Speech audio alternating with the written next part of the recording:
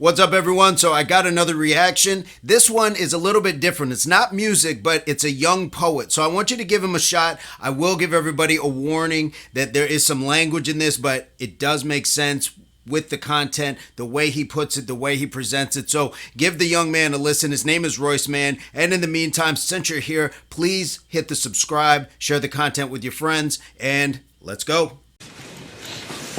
Dear women, I'm sorry. Dear black people, I'm sorry. Dear Asian Americans, dear Native Americans, dear immigrants who come here seeking a better life, I'm sorry. Dear everyone who isn't a middle or upper class white boy, I'm sorry. I have started life at the top of a ladder while you were born on the first rung. I say now that I would change places with you in an instant, but if given the opportunity, would I? Probably not, because to be honest, being privileged is awesome. I'm not saying that you and me on different rungs of the ladder is how I want it to stay. I'm not saying that any part of me has for a moment even liked it that way. I'm just saying that I fucking love being privileged and I'm not ready to give that away. I love it because I can say fucking and not one of you is attributing that to the fact that everyone with my skin color has a dirty mouth. I love it because I don't have to spend an hour every morning putting on makeup to meet other people's standards. I love it because I can worry about what kind of food is on my plate instead of whether or not there will be food on my plate. I love it because when I see a police officer, I see someone who's on my side. To be honest, I'm scared of what it would be like if I wasn't on the top rung, if the tables were turned and I didn't have my white boy privilege safety blanket to protect me. If I lived a life lit by what I lack, not what I have, if I lived a life in which when I failed, the world would say, told you so. If I lived the life that you live.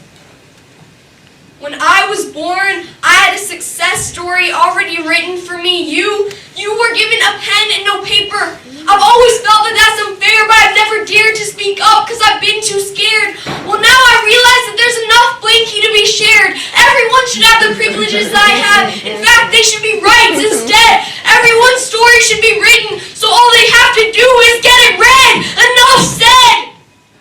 No, not enough said. It is embarrassing that we still live in a world in which we judge another person's character by the size of their paycheck, the color of their skin, or the type of chromosomes they have. It is embarrassing that we tell our kids that it is not their personality, but instead those same chromosomes that get to dictate what color clothes they wear and how short they must cut their hair. But most of all, it is embarrassing that we deny this, that we claim to live in an equal country in an equal world. We say that women can vote.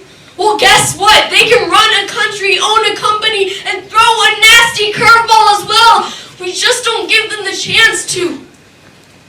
I know it wasn't us 8th grade white boys who created this system, but we profit from it every day. We don't notice these privileges, though, because they don't come in the form of things we gain, but rather the lack of injustices that we endure. Because of my gender, I can watch any sport on TV and feel like that could be me one day.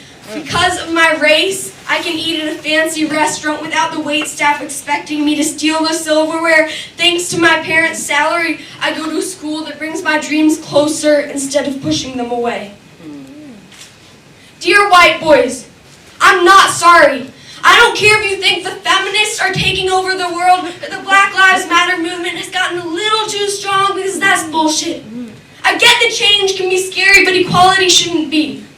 Hey, white boys, it's time to act like a woman, to be strong and make a difference. It's time to let go of that fear. It's time to take that ladder and turn it into a bridge. It's deep, right? That's a really profound thing for a young guy to write. You might just say he's just naming off of his entitlements, his privileges, or just listing a bunch of stereotypes that he doesn't have to go through. But isn't that the point, that he is seeing what's going on around him and pointing out, like, hey, there's nothing I can do about this. I didn't create it.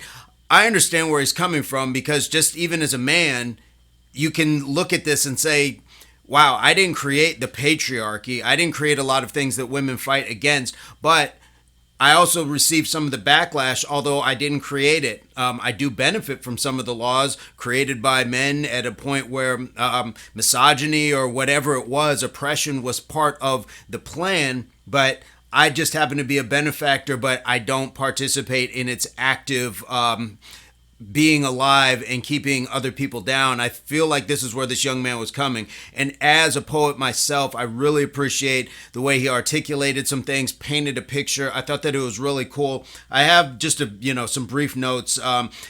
Just talking about, the police being on his side. Like a lot of us know what that means. Even if you don't experience it, you still know what he's alluding to. Speaking to just his entitlements, like I said earlier, the one about not having to put on makeup to basically adhere to societal standards. Boy, I'm sure that hits with a lot of women who just understand what that means. Talking about how he kind of knew it was wrong, but he never dared to speak up. I think that there's a lot of people on any front that are looking at that and say, wow, I don't want to be that person, because as much as I know what these other people are going through, sometimes it's a real hard thing to say, I want to be like that lone voice, because again, you're kind of going outside of a comfort zone. And when you have particular societal benefits, I guess would be the word, then yeah, sometimes you don't want to trade those in to say, well, I want what they want because they're not getting as much in the name of equality. So I hope that kind of makes sense. I understood exactly what he was talking about when he talked about it was embarrassing how we deny that we live in an equal society, that we profit every day, even though he didn't invent it, when he's talking to other 8th grade white boys, things like that. And at the end, that you take that ladder and turn it into a bridge. I thought this was just a really profound piece from such a young man. I would think that this was really good on any level from pretty much anybody of any age, because the epiphanies that we have sometimes when it comes to life, and just kind of having that moment where you look and realize, man, there are some really imbalanced things going on in our society, and then to be able to write about it and put it out for everybody to really kind of share with you, or sometimes people will push back against it, but it's really deep. I really think that it's a good piece. And again, as somebody who writes myself, these are the kind of things that you want to be able to find within yourself, to be able to write and really touch society and have people say, that was one of those pieces that will stick with me for some time, if not forever, and really change the course of how I think, or how I think, in this case, other people think. This is really great because this is a very young person, different demographic as far as ethnicity, economic background, all those things. And he named some of those that he's talking about.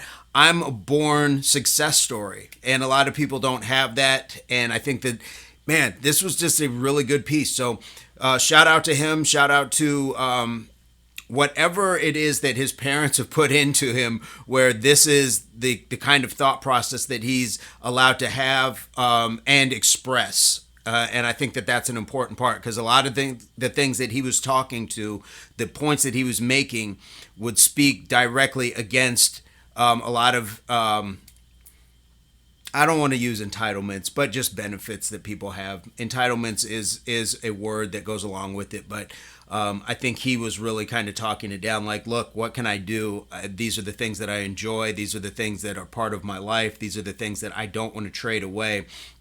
But I also want you to have these things as well. And I'm sorry, dear women, dear, whoever he was addressing this to. And I think he did a really good job. Guys, what are your thoughts on this? Leave it in the comments. What is your ace up the sleeve advice, comment, experience on any of these things? Are you on his side of things, where you were born with that proverbial silver spoon and all the entitlements, or were you the other side and you can kind of really appreciate where he's coming from? If you were born over here, do you feel the way he's talking, like you want to see equality for other groups? Because I think the one thing when we talk about equality is people sometimes get scared, that meaning that if other people get equality, it diminishes the rights that we already enjoy. And I don't feel that way in a lot of cases for a lot of things, but I also want to know what you guys think as well. Please leave it in the comments. And as always, subscriptions are free. Would love to have more people, so share it with your friends. And as always, I hope this finds everybody in your place, pursuit, or beginnings of total health, mind, body, and soul. Peace, love, unity, solidarity. And this is the part where some other videos and the subscription button should pop up. So please check out some other videos, hit the subscription, and we'll see you soon.